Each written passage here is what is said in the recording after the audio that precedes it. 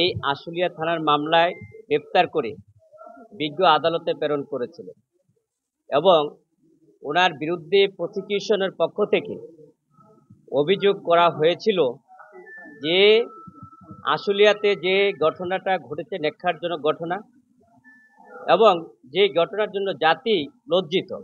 আমরা আইনজীবী হিসাবেও এই ঘটনাকে আমরা লজ্জাজনক মনে করি এবং আমরা সমর্থন করি না।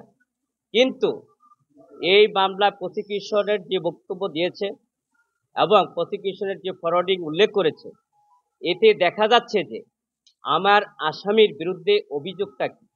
অভিযোগ হচ্ছে যে আমার প্ররোচনায়, আমার পরামর্শে, আমার ইন্ধনদাতায় দুইজন পুলিশ কর্মকর্তা এই ঘটনার সাথে জড়িত, সেটা আনঅফিসিয়াল তদন্তের বাইরে, মামলাটা তদন্তাধীন, তা এই ঘটনা ঘটিয়েছে, সেই জন্য এই মামলায় আমাকে সম্পৃক্ত করা হয়েছে।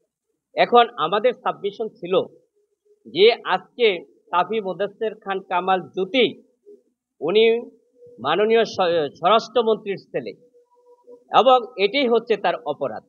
আরেকটা হচ্ছে যে ওনার দুইজন বন্ধু পুলিশ কর্মকর্তা এবং সেই তিনটা কারণে আমাকে এই মামলায় সম্পৃক্ত করা হয়েছে। আপনারা জানেন যে ক্রিমিনাল প্রসিডিউর এবং সিআরপিসিতে স্পষ্ট বলা আছে যে যার অপরাধের জন্য এবং সে নিজেই দায়ী থাকবে, তার পরিবার এবং কেউ এটা সেখানে দায়ী থাকবে না ক্রিমিনাল কোনো মামলার প্রসিডিউর, আপনারা জানেন। কিন্তু আমরা কি দেখেছি যে স্বরাষ্ট্রমন্ত্রীর ছেলে হিসাবেই একমাত্র এই মামলায় সম্পৃক্ত করা হয়েছে এবং তার দুইজন পুলিশ কর্মকর্তা তার বন্ধু সেই হিসাবে তাকে সম্পৃক্ত করা হয়েছে। আমরা বিজ্ঞ আদালতে বলেছি যে একজন মন্ত্রীর ছেলে আর দুইজন বন্ধু থাকলে এই মামলায় সম্পৃক্ত হওয়া যায় না, যেটা সিআরপিসিতে স্পষ্ট লঙ্ঘন এবং হিউম্যান রাইটসের লঙ্ঘন এবং কনস্টিটিউশন লাইক করে না এবং মানবাধিকারও লঙ্ঘন, সেটা আমরা সাবমিশনে নিয়েছি।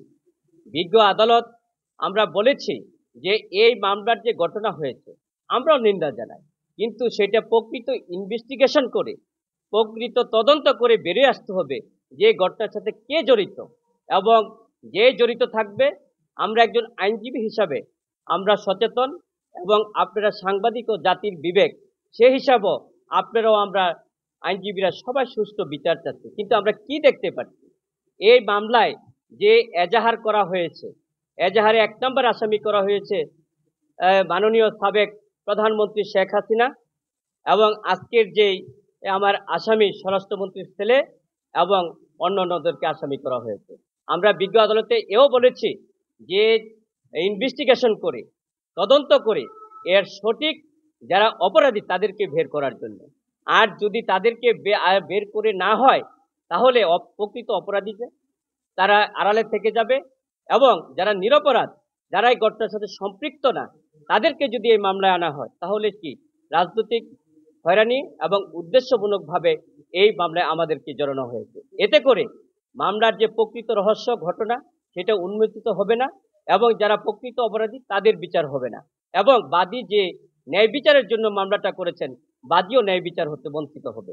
বিজ্ঞ আদালত আমাদের বক্তব্য অত্যন্ত মনোযোগ সহকারে, ধৈর্য সহকারে সাবমিশন নিয়েছেন। আমরা বিজ্ঞ আদালতে অসুস্থতার কারণ হিসাবে এবং বিভিন্ন গ্রাউন্ডস তৈরি করে আমরা জামিন চেয়েছিলাম। বিজ্ঞ আদালত জামিন নামঞ্জুর করেছেন এবং 7 দিন রিমান্ড চাওয়ার পরিপ্রেক্ষিতে বিজ্ঞ আদালত সন্তুষ্ট হয়ে 4 দিন রিমান্ড মঞ্জুর করেছে। থ্যাংক ইউ শাহিন ভাই। মোরশেদ হোসেন শাহিন। ওকে, থ্যাংক ইউ শাহিন ভাই।